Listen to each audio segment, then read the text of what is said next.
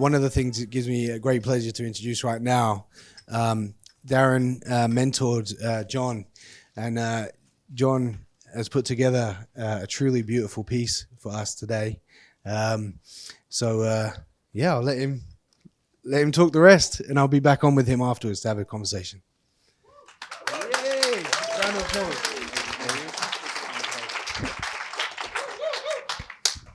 I owe you £5.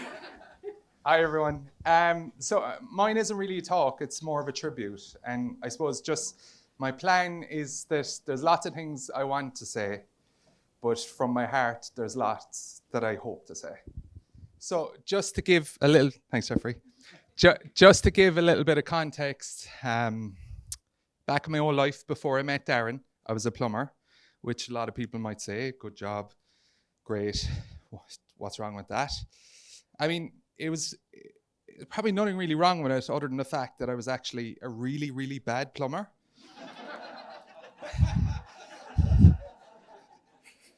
And I actually flooded more houses than houses I fixed. To the point of I served my time for 7 years, never qualified officially through college. And my wife calls a real plumber every time there's something wrong in our house.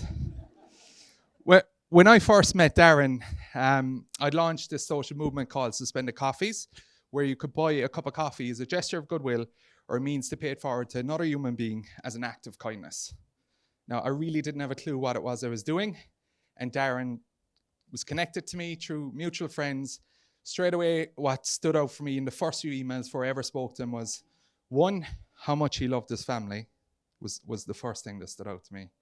And secondly, how much he believed in kindness. After the first day that I spoke with Darren, he said to me, John, you're the definition of mad. And I said, who the fuck is this fella? And I realized that MAD actually stood for Make a Difference. Darren believed in me in a way that changed my life. He wasn't the first person that ever believed in me. He was the first person that ever made me believe in myself. So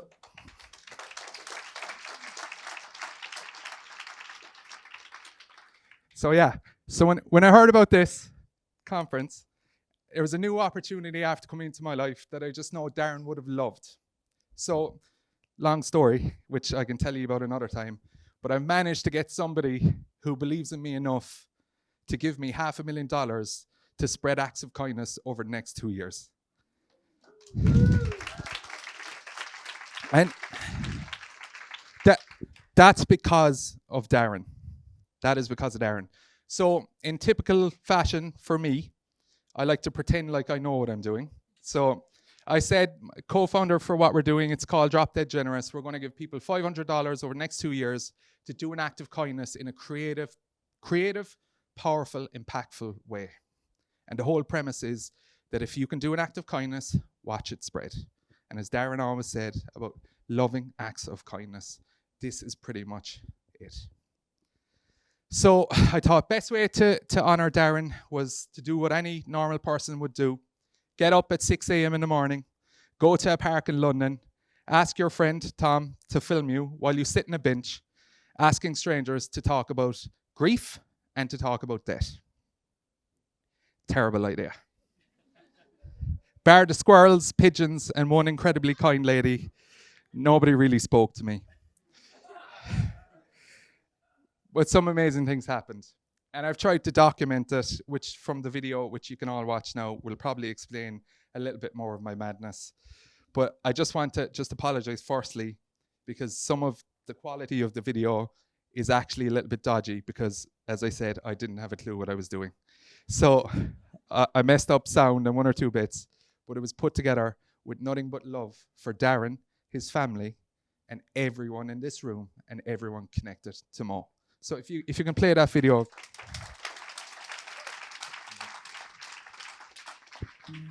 It started with an idea to honour Darren, a man who's changed John's life. At 6 a.m. we went to a park in London to reflect on grief and ask strangers to share their experiences. Every squirrel I've ever met has ran away from me. Hello. This here is Samantha. On her early morning walk, she stopped by, sat down with an open mind and spoke with an open heart. From behind the camera, I could see John was nervous, but he handled it wonderfully. It's really nice to meet you. It's really nice to meet you. What would you say to somebody who's struggling with grief? What advice would you give? They talked and smiled over separate yet shared memories, but as their conversation came to an end, Samantha left and no one took her place. Just a pigeon or two keeping an Irishman happy. It had been a tough morning, truth be told, and I felt for John. He felt a pressure to honour Darren, and I felt his pressure too. So we packed up and headed into town to embrace Darren's philosophy of making a difference through small acts. And the next few hours were amazing. So if I give you £50 to go and do something drop dead generous right now, will you go and do it, whatever it is, and come back to me and tell me what you did? Yeah.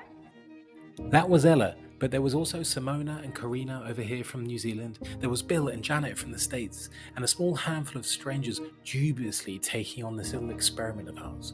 John was happy, but still nervous. Say something funny. I don't smile for free. Give me £50. Because would anyone come back? I'm back. Tell me about what happened. Okay, so I went around the corner very close to my friend in a panic that I got myself into a situation I didn't know what to do with it. And then I put the phone away and calmed down a bit. Ella, like everybody else, didn't just come back to us. They came back to us happier than when they'd left. For giving something away. In each of their own ways, they'd made a difference to someone, and in doing so, had made a difference within themselves. And the ripple effect just kept going. I intercepted people's order at Pret, and I paid for some lunches at Pret, which went down really nicely, so I was very excited. And then I crossed over to Starbucks, and I bought some coffees for people. And then I went to Costa Coffee, and I bought some more coffees, and then I asked this homeless guy what he wanted, and I bought him lunch. And then I was £2 short in thingy, so I paid my own money to top it up. And then the person behind Costa thought it was really generous, so she gave me a free coffee. No way. So if you'd like a coffee, there's also a coffee. When Ella came back and gave me that coffee, it wasn't just about the drink. It was a reflection of Darren's philosophy that kindness, once planted, ripples out in ways we can't always see. That small act from Ella was a reminder of how one moment can spark something much bigger. Darren taught me that it's not about waiting for the perfect moment to make a difference. It's about planting that seed of kindness, right here, right now. So just before I get John to come to my rescue, there might be a bit of context missing in some of that video, which we'll talk about now. But I'd just like to kind of leave you with this. I met Darren about 10 years ago, never qualified at anything in my life. And he said to me, John, I wanna give you the gift of coaching. And I was like, oh my God, I've never wanted anything more in my life. And when I got off the phone from him, the first thing I did was Google, what is coaching?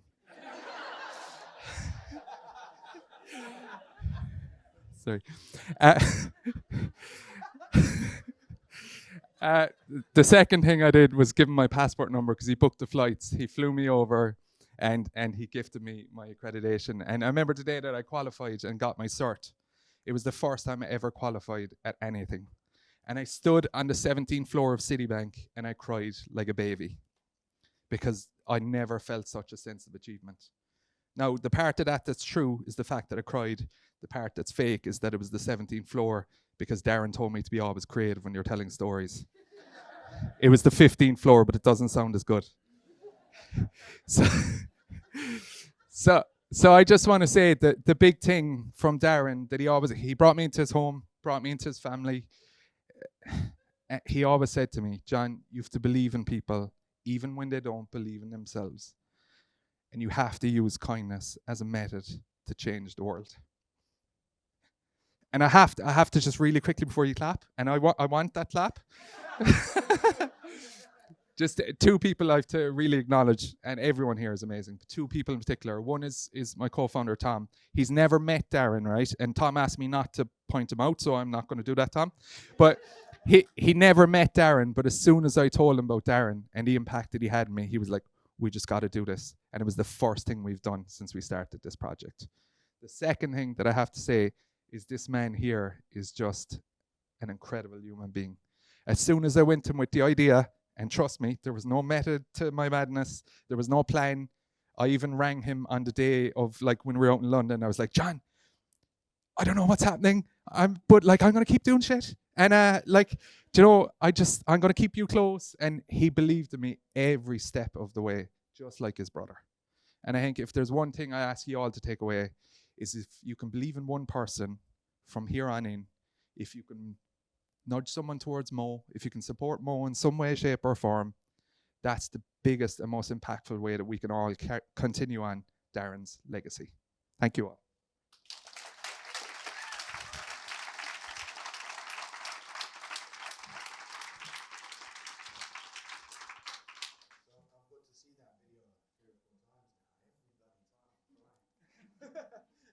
It's so beautiful to talk to John, leading up to his venture to London in the day, and one of the questions that often comes up after watching it is, what happens to the other 5 people? Do you want to talk about that?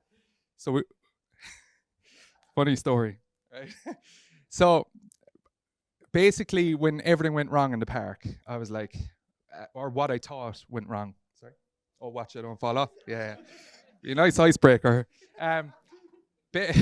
Basically, in the park, when I felt like everything was going wrong, I felt huge pressure. And Tom was like, "It's okay, just take a minute, think about what you want to do." And so I started reading emails from Darren, all emails, messages that I got from him, and it was like kept saying like connect the dots, loving kindness and MAD make a difference. So I was like to Tom, let's just go stone mad and give people money. And Tom was like, okay. Let's just give people £50. So the whole idea was we were going to get people. So I stood in the middle of Carnaby Street with a sign that said mystery experiment, gave them no context of anything, told them nothing about Darren, but the mission was to show if you believe in people, without telling them anything, the best will happen. So I was under pressure here now to pull this off. So I was like, okay, camera, tripod, mystery experiment sign. First person comes up, what are you doing? It was like, oh, we're doing this thing, drop dead generous. And Tom was like, give them the money. Give them the money, John. So I was like, I've never really had money in my life.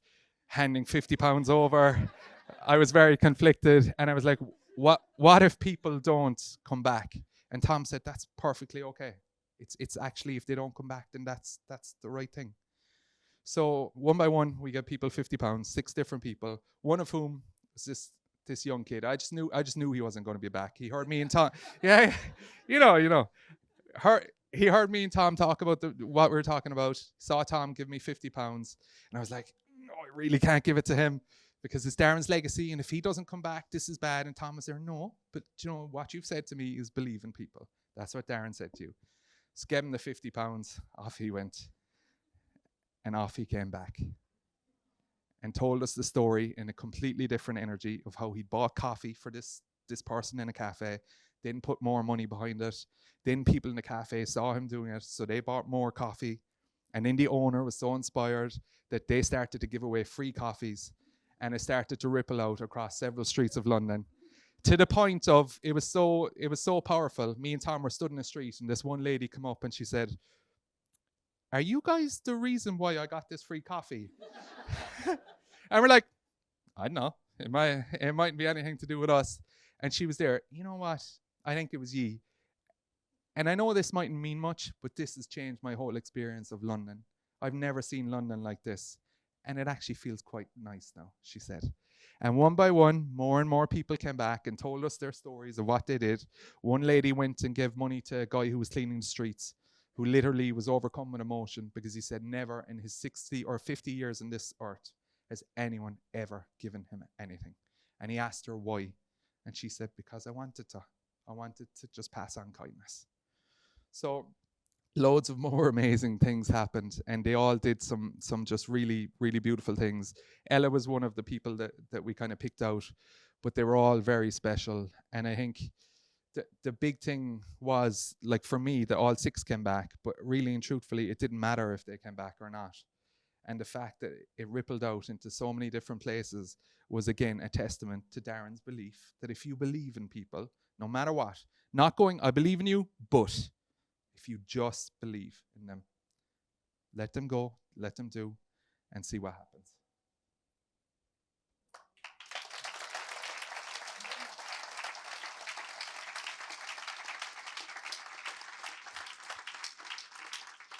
So beautiful, isn't it? Isn't that such a beautiful story?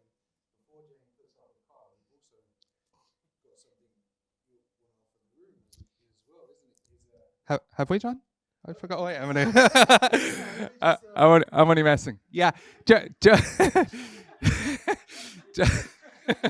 like that one, Tony? I know you'd like that one. I think look, just as an opportunity to further Darren's legacy. So we did this experiment. So obviously our whole premise is giving away $500 for someone to be to be kind. So be imaginative, creative. Think about an individual that you'd be kind to. Think about what they're going through and think about what you could do. So a few people in your life that you can think of like that. Then I want you to send us your idea. So I'm very sorry now that we can only probably support 3 ideas. But what I would say to you is there's probably people in the room who could collaborate on an idea, come together in Darren's memory, and just think about the biggest impact that you can have. And it's not a big, huge thing where they have to start crying on the 16th or 20th floor of Citibank. It can be just something really small and powerful. And just submit your idea. There's little cards inside in your goodie bags. Scan a code, fill out a type form. You'll get in touch with me. And basically anyone that we can support with an idea who wants to continue Darren's legacy, we'd be more than happy to do that. And I think for me, the exercise that I tried to do, I centered it around coaching, because Darren gave me the gift of coaching. So I was like, okay, I'm going to be open. I'm going to ask people questions. And then I realized I forgot everything else about how coaching works. So I'm just going to talk to people. But I would encourage you to be creative, whether it's around coaching, no matter what it is. Just use it as an opportunity to connect the dots in Darren's legacy and just do an act of kindness. So yeah, any questions or anything else, just shout away. But again, I have to say, John, just incredible human being. You are, all of you are, America, every one of you, Sue, the whole lot.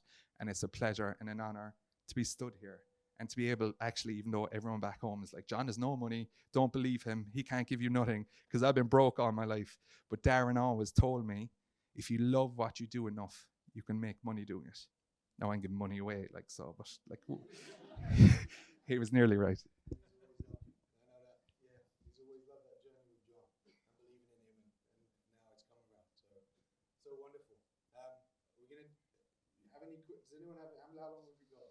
So, was that a number 1? There's a number 2 missing in the room that this lady has a sign for. Is anybody called number 2? Is that Sorry.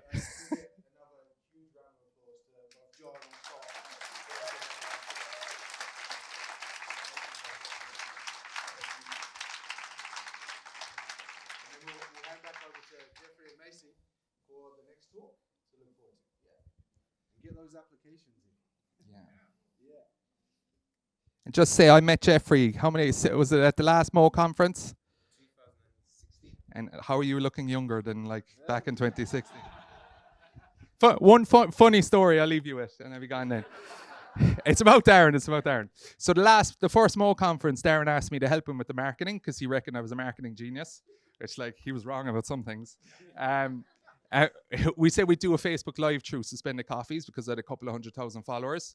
So during we're getting set up for the Facebook Live, and Darren was behind the phone. He was getting ready, and we started chatting and I was saying to him oh, my wife Erin started giving out to me yesterday over something stupid. I don't know why. I really think the coaching would be good for her. Darren was oh, I can bring her over. It'll help. It'll be so good for her. And I was yeah, she mightn't be so cross or whatever. Then I looked at the phone and I see in the comments, John, you're dead. We'd gone live on Facebook to 10,000 people and had a conversation about my wife giving out to me. So I blame Darren for that.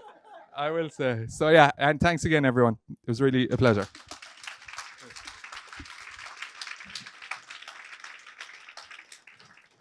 I find that John has that impact on everyone. He just comes, he's himself, and he lights up the room. So thank you again, John. Can we give him another round of applause? Yeah.